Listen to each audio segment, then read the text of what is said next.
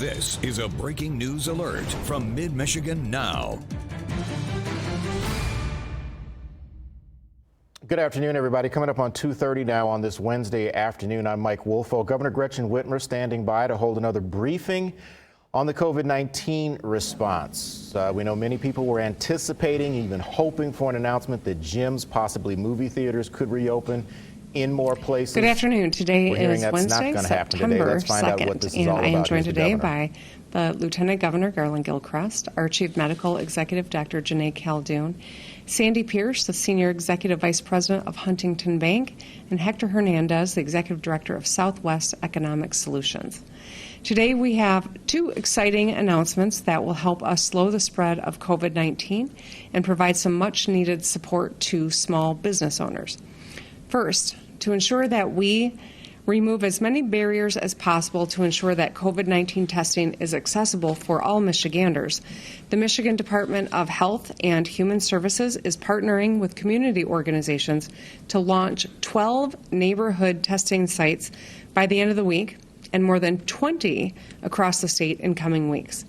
This is a crucial part of our work that is being done by the Michigan COVID-19 Task Force on Racial Disparities, which is chaired by the Lieutenant Governor Garland Gilchrist, and will make it easier for Michiganders to access testing right near home in their own backyards.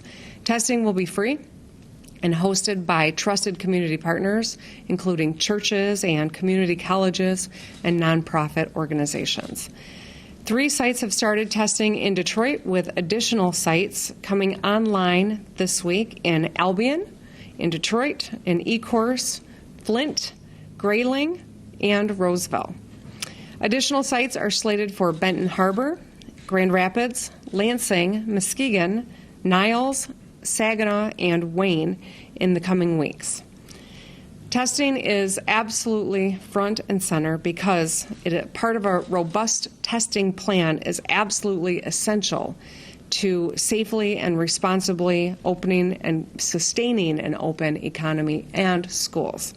Expanding testing saves lives and protects the brave men and women who have stayed on the front lines throughout this crisis and help our economy in the long run.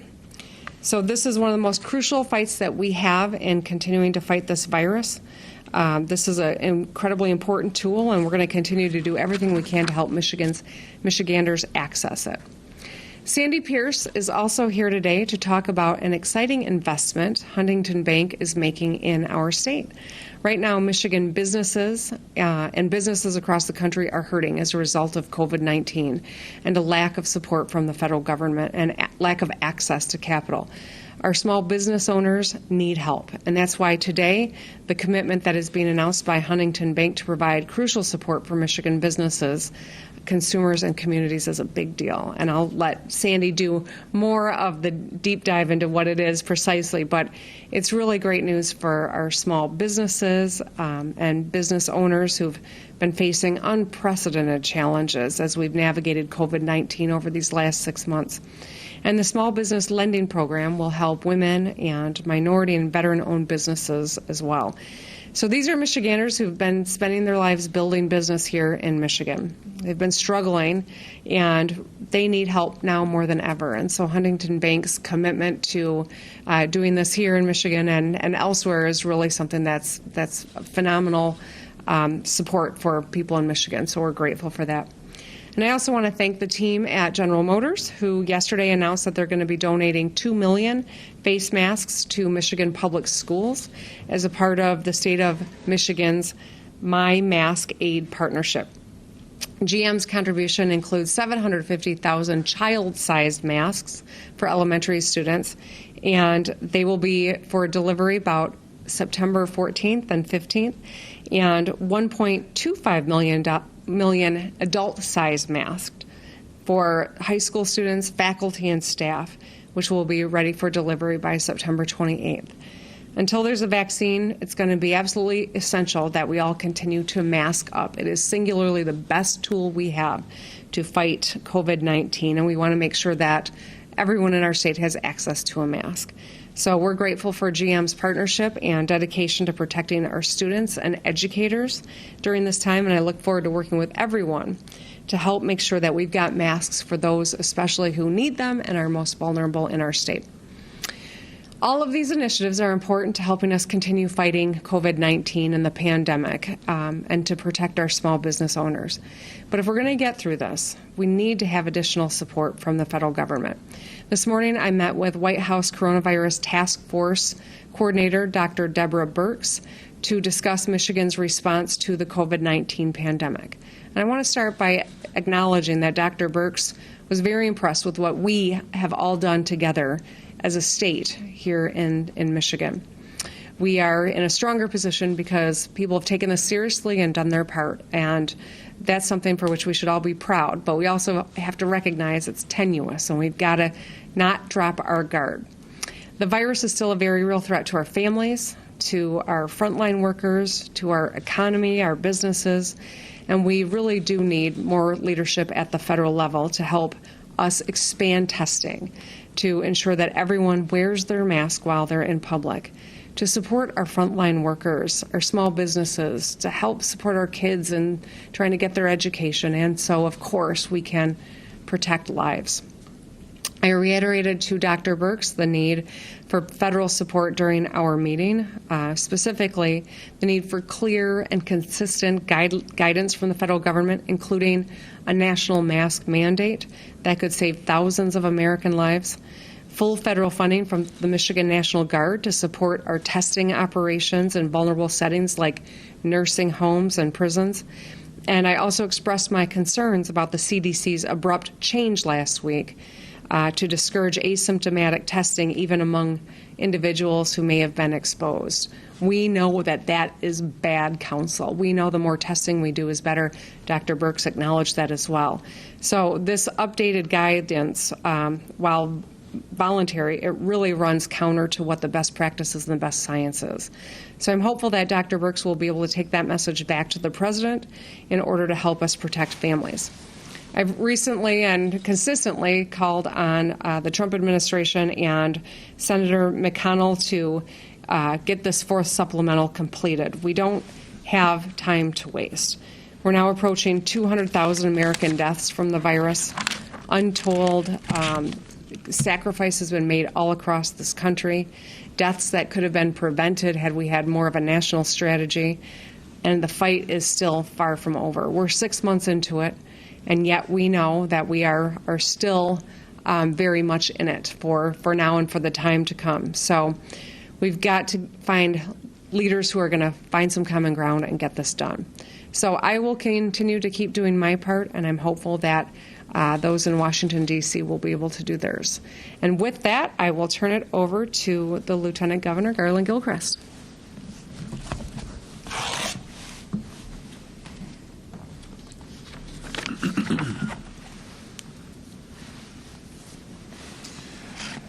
Thank you, Governor, and good afternoon, everyone. I also want to thank for her service Dr. Joneigh Khaldun, our Chief Medical Executive, and welcome Sandy Pierce and Hector Hernandez. We are very excited about the partnership and, frankly, the leadership that you're showing for the people and the businesses and the communities across the state of Michigan through your efforts. Thank you very much.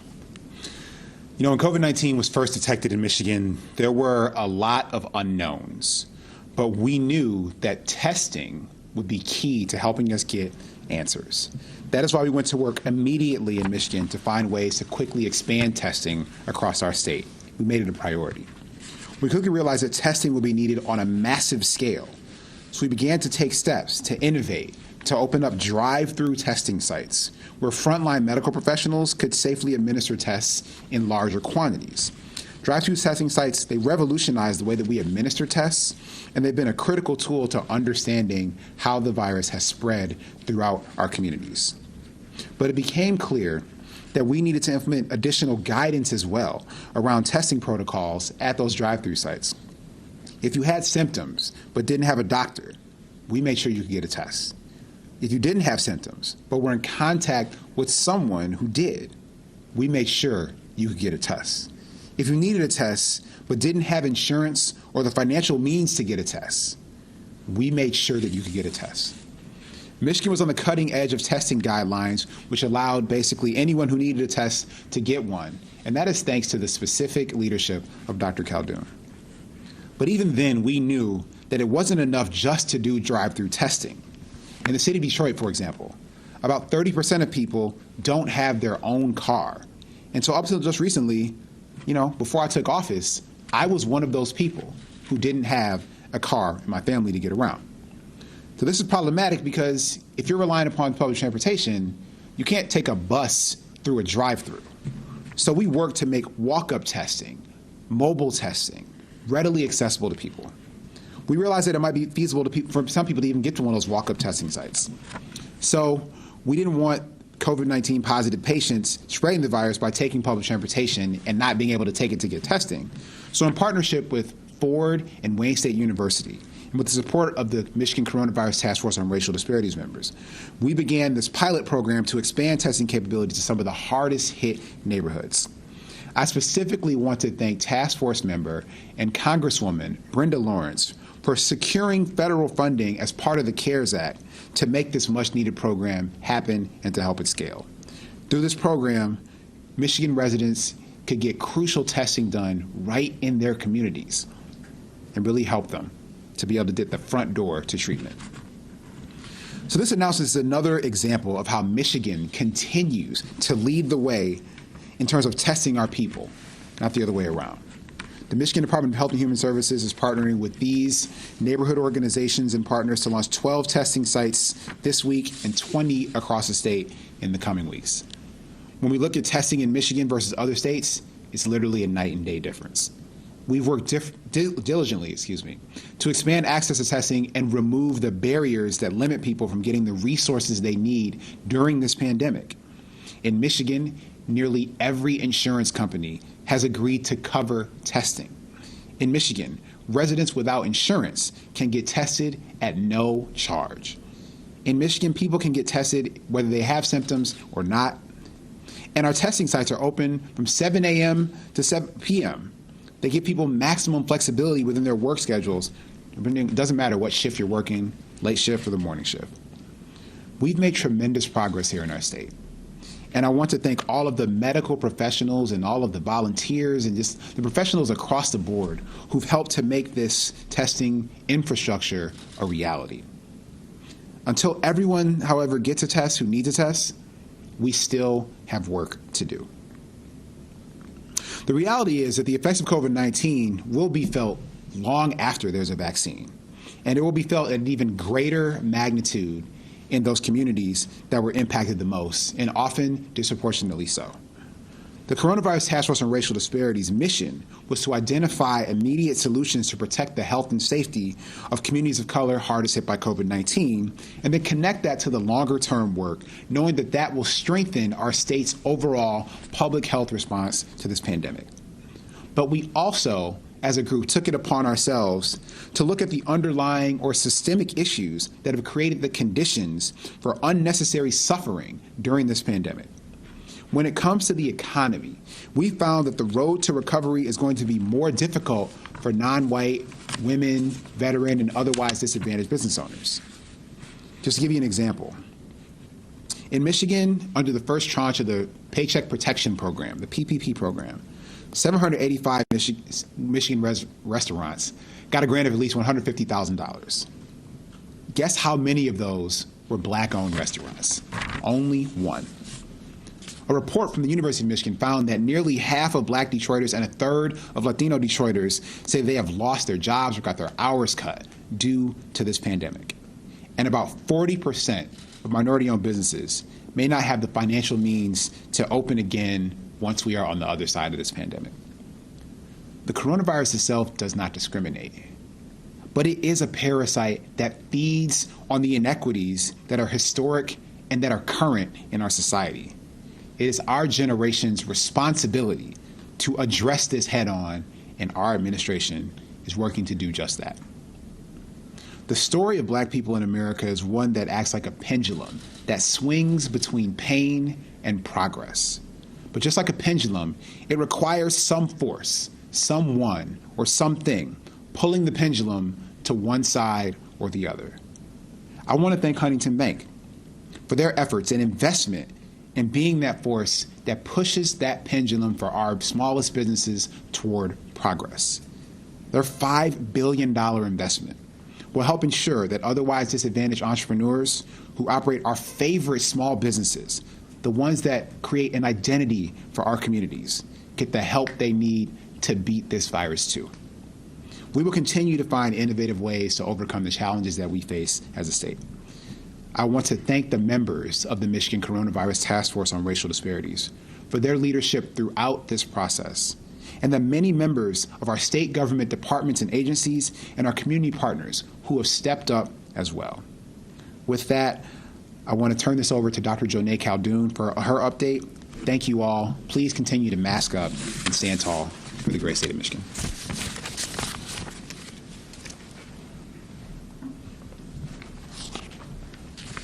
Good afternoon. Thank you, Governor and Lieutenant Governor. So today we are announcing 103,710 total cases of COVID-19 and 6,509 deaths here in the state of Michigan. Michigan's overall case rate is at 59 cases per million people per day and has declined in the past week. The Detroit region still has the highest case rate at 66 cases per million people, but the number of cases in this region is declining. The Traverse City and Upper Peninsula regions both have over 40 cases per million people per day. And we are continuing to watch both of these areas very, very closely. The Traverse City region has had an increase over the past 3 weeks, and both regions actually continue to have cases higher than they were a few months ago. The Grand Rapids region is at 59 cases per million people per day and has had a recent increase in the case rate as well as the percent of tests that are coming back positive. The Saginaw and Kalamazoo regions are at 56 and 50 cases per million population, respectively. The Saginaw region has been trending down while Kalamazoo's case rate has been increasing. The Jackson and Lansing regions are both under 40 cases per million people and declining, which is good. And as a state, we also continue to track our positivity rates. Right now, as a state, we are at 3.1% of our tests that are coming back positive, and that number has decreased over the past week. As you all know, we're also tracking our outbreaks. Last week, our local health departments identified 93 new outbreaks that they were investigating. I also know there's been a lot of interest in understanding outbreaks at schools, which is very understandable. So we're currently working with our local health departments to gather names of specific schools that have outbreaks associated with them. We're working with them to make sure we're receiving accurate data and also from the local health departments because they are actually obtaining this data through their case investigations. We expect to be able to post that information on our website in the next 2 weeks. I continue to be incredibly proud of the dedication and the expertise of our local health officers and their staff who are really on the front lines of fighting this disease. And we're going to continue to work with them to update our data reporting. We're also making great progress, as Lieutenant Governor mentioned, with testing across the state. We're testing over 2% of our population a week. And last week, we ranked 5th in the country when it comes to the number of daily tests that we're running. That's over 30,000 tests a day. Michigan remains committed to making sure anyone who needs a test can get a test.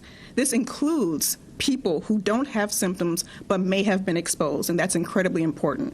I'm excited to announce a partnership between the Racial Disparities Task Force, chaired by Lieutenant Governor, and I want to thank him for his leadership there as well, but also the many community organizations that are adding several additional COVID-19 testing sites across the state.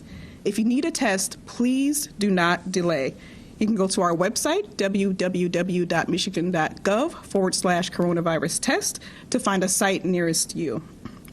We also know that, unfortunately, COVID-19 has highlighted another important public health crisis, the opioid epidemic. This past Monday was International Overdose Awareness Day. An estimated 5 Michiganders lose their lives to an opioid overdose every single day. From April through July, EMS responses for opioid overdoses in the state were 22% higher than they were during the same time frame last year. I've treated far too many people in the emergency department with opioid use disorder, and I've seen far too many people die. What we also know is that many people who overdose are not even making it to an emergency department because they decline to come to the ER after EMS has treated them. This has also increased during the COVID-19 pandemic. This means that EMS professionals may be the only healthcare provider that these people interact with. I'm incredibly proud of our announcement earlier this week that EMS first responders will also now be able to leave behind naloxone, the life-saving opioid reversal medication for patients who overdose but choose not to come to an emergency department. Making sure they and their family members and friends have naloxone will save lives.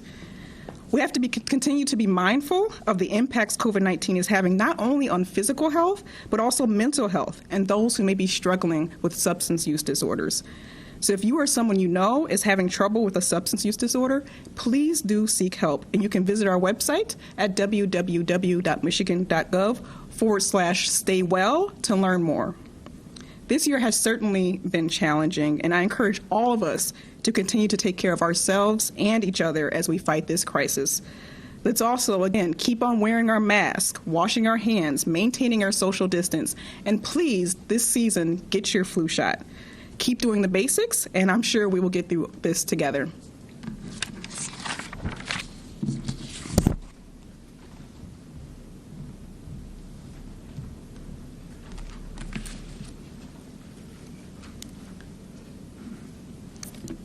Thank you, Governor Whitmer, Lieutenant Governor Gilchrist, and Dr. J.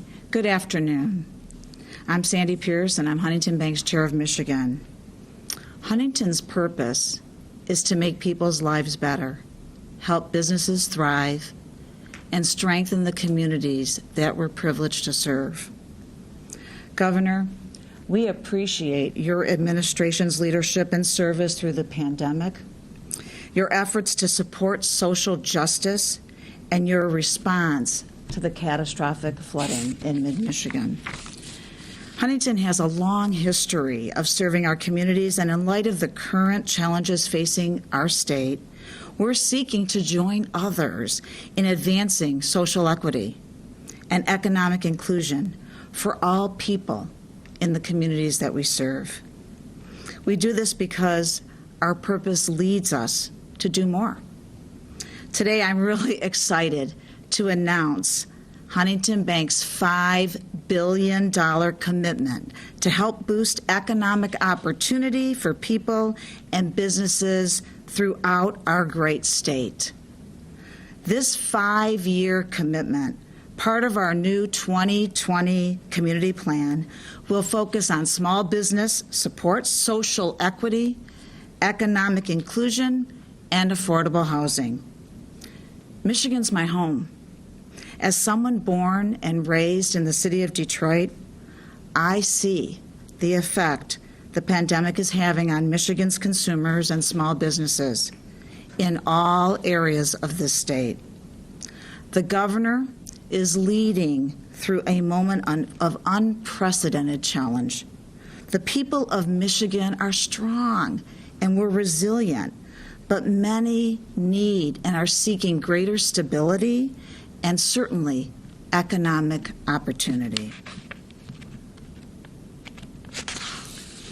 Huntington's 2020 community plan will enable us to do more in 3 focus areas. Let me start with the first, access to capital. We're investing in small business with special emphasis on those by minorities, women, and veteran owners. We want to help bring business owners the relief, the recovery, and the growth they are seeking as the cornerstones of the American economy. Our second focus, affordable housing and home ownership. Huntington is expanding lending programs and educational services to support increased home ownership by minority and low to moderate income borrowers across all of Michigan. We will help to enable opportunities for first-time home buyers, improve housing security, and create generational wealth through home ownership. Our third area of focus, community lending and investment. Huntington is committed to removing the barriers to banking that still exist for some consumers and businesses. And we're investing to support our community's efforts related to affordable housing, food security, workforce development, and social equity. Huntington's 2020 Community Plan was developed in cooperation with the Governor's administration, as well as all of our community partners throughout the state who share our commitment for looking out for people. I am so pleased that our friend and partner, Hector Hernandez from Southwest Economic Solutions, is with us today. Thank you, Hector, for joining.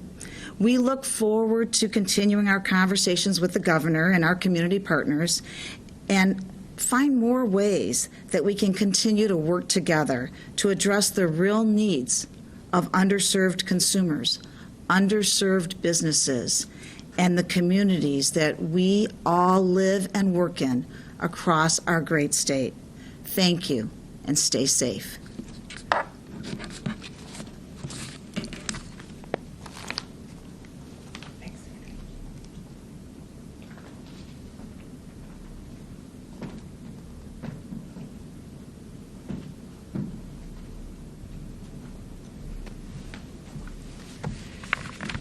Good afternoon. My name is Hector Hernandez. I'm the Executive Director for Southwest Economic Solutions. We're part of the Southwest Solutions family. I'm also a founding member of the Huntington Bank National Community Advisory Council. Southwest Solutions celebrates our 50th year in operation in 2020. Our mission is to enhance the quality of life, success, and self-sufficiency of the individuals and families in Detroit.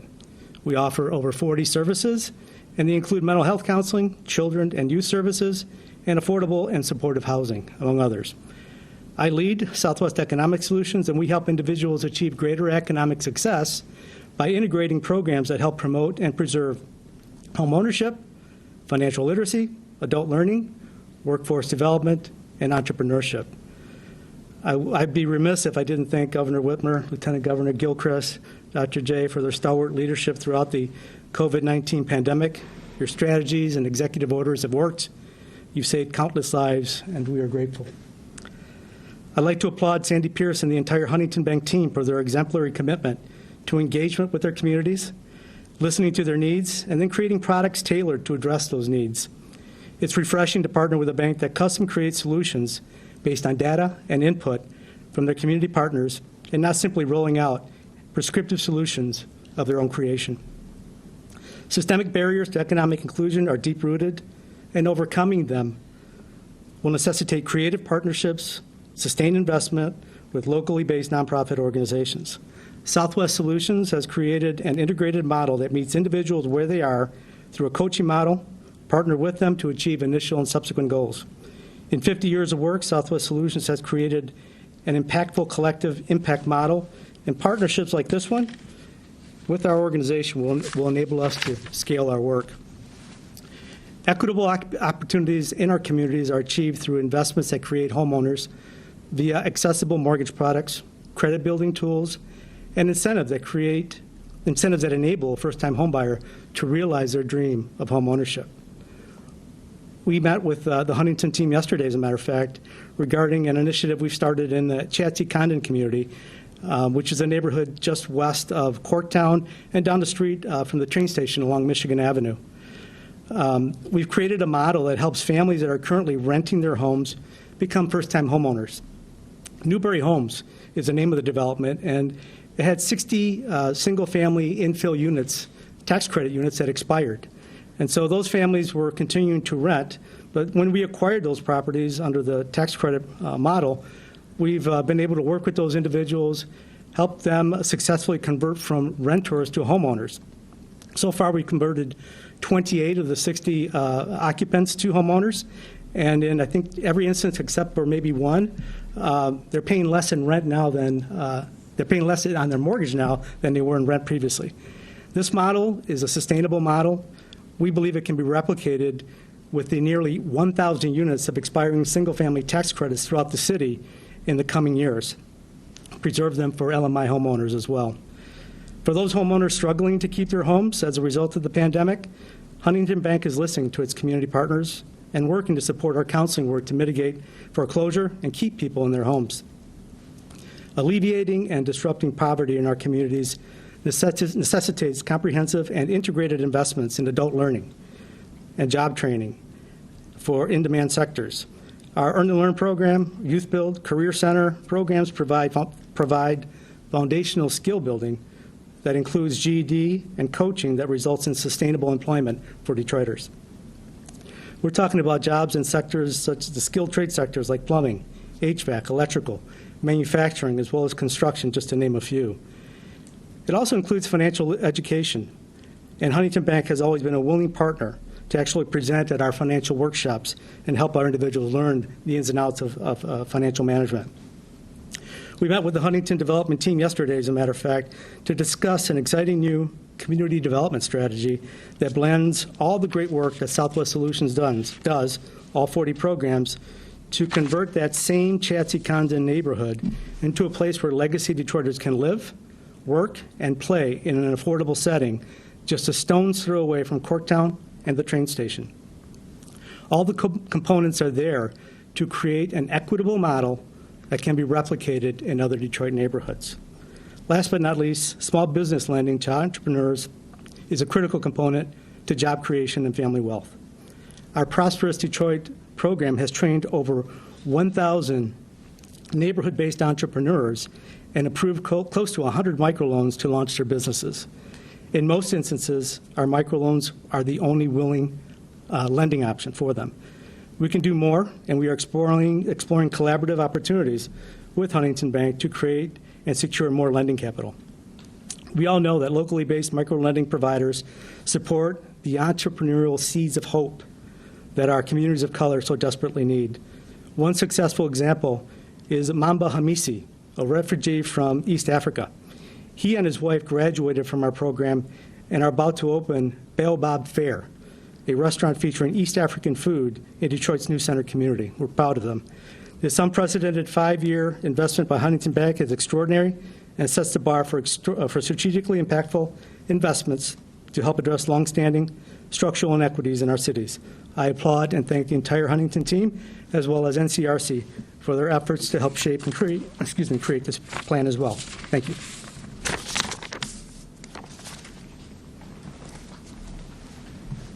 Thank you, Sandy and Hector, for joining us today. We really appreciate it. I'm going to open it up for a few questions, but before we get started, I want to say a few words about gyms and organized sports. I know a lot of people are feeling anxious, our students and parents and coaches and small business owners. And I also know Michiganders, me included, love sports. We love to compete. It is in our DNA, and it's a part of what makes this state so special. When it comes to battling COVID-19, we all have to be on the same team. And I want people to understand that we are working around the clock and have been throughout the duration to ensure that every determination is made with the best expertise, the best protocols, following the best science. And that's what we've continued to do, and that's how we will continue to operate. It's what also has contributed to Michigan being in the strong position that we are relative to the rest of the country, and we have to get this right. So we take this very seriously, and the decisions that I will make in the coming days and announce are made in a way that will be protecting athletes and families and coaches and parents and patrons, our small business owners as well. So people's lives are at stake. COVID is still a very real threat all across our state. I will continue to treat it like that. And so for now, I want everyone to know that I will have more to say on this topic very soon. So stay tuned, keep your eye on the ball, and keep working to beat this virus together. And so with that, I'll be happy to open it up for a few questions. Okay, great, Governor. The first question will come from Rick Albin with TV8. Governor, I want to follow up on what you just had to say, particularly from last week when we were talking about opening up gyms and bowling alleys and movie theaters, and you said you wouldn't be bullied. Who was bullying you, and What you say you're going to do something in a few days? I mean, is that in anticipation that some of those might get some relief? No, I think that it's simply a phrase that I've had to use a number of times throughout COVID-19. I know that there are strong feelings. I know that there are legitimate anxieties that are out there. Much sacrifice has been made, and I respect the business owners who are worried about how and when they can safely reengage. And that's something that I think is really important to reiterate. This has been a hard time for everyone. I want to make sure that we get this right. And so the phrase that I used was simply meant to communicate that I'm not going to be pushed or encouraged or tweeted at to make a decision that isn't supported by the best science, that doesn't have the appropriate protocols. I think we've made a lot of progress in our state with confronting COVID-19. As we look to engage additional sectors, it's going to be really important that we continue to watch the science. And so, as I said in my opening remarks before the Q&A, we will be making some determinations in the very near future. Okay.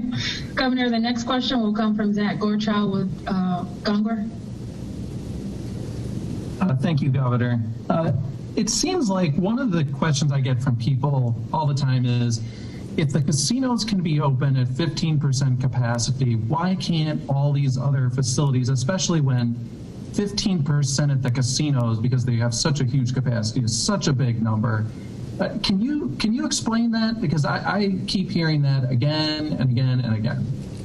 Well, I understand. I hear it as well, Zach, and I think the appropriate response is that, what we have seen in terms of gaming in Michigan, our tribal nations have been open for gaming much longer than the 3 Detroit casinos. They are sovereign nations, and they are able to do that. We've worked very closely with them, and we've been learning from and sharing information and lending support when necessary. The fact of the matter is that they've been re-engaged in a way that we've not seen a big outbreak. So working with the Detroit 3 casinos, recognizing that 15% is a very small number when you consider how many people aren't in the casinos. But we thought that was an appropriate step to take because we've seen in practice that it can be done safely.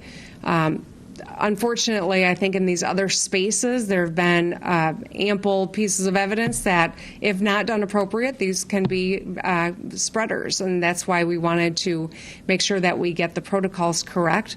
I think that we've got an idea of what that looks like, and as I've said, in the very near future, there will be more to be said on that front. Anything to add, Dr. J? Okay. Okay, Governor, the next question will come from Eric Lloyd with TV 9 and 10. Yes, Governor, to stay with this topic, sports, what do you say you say you want everyone to be on the same team and we have to work together. Both you guys today and Dr. Birx this morning said Michigan is doing better than many other states. Our numbers are lower than surrounding states. But then we have players and coaches and parents all sitting here seeing all those states playing sports and being able to bowl and all those things. What do you say to them when they feel like they are doing what they're supposed to be doing what you ask, and not getting the credit for it? Well, as I said, there will be more to come, but I would just acknowledge that the reason that we are in a stronger position is because we've been following the science. We've been very smart about promulgating protocols. We've been working with leaders in these various parts of our economy to ensure that when they are engaged, they can do so safely.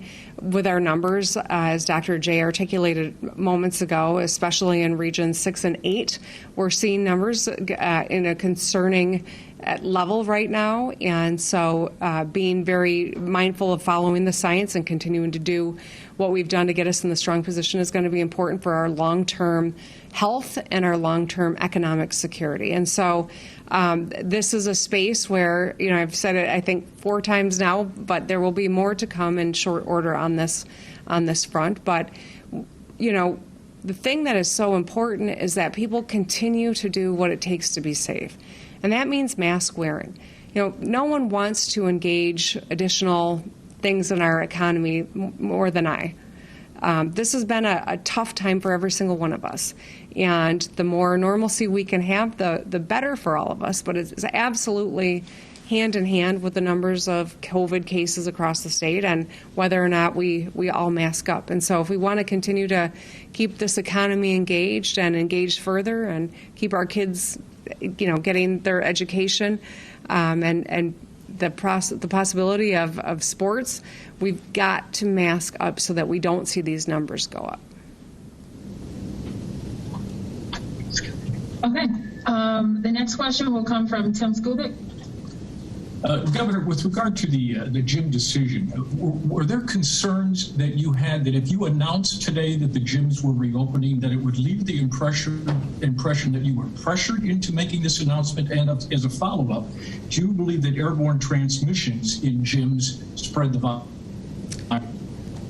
No to your first question, and to the second question, I think we know that COVID-19 spreads through respiratory, means that's why mask wearing is so important. And so if someone is breathing heavily in an enclosed space and they're close to other people, those are the conditions where you see COVID spread. And that's why we're being so thoughtful about how we re-engage this in a safe manner at the appropriate time.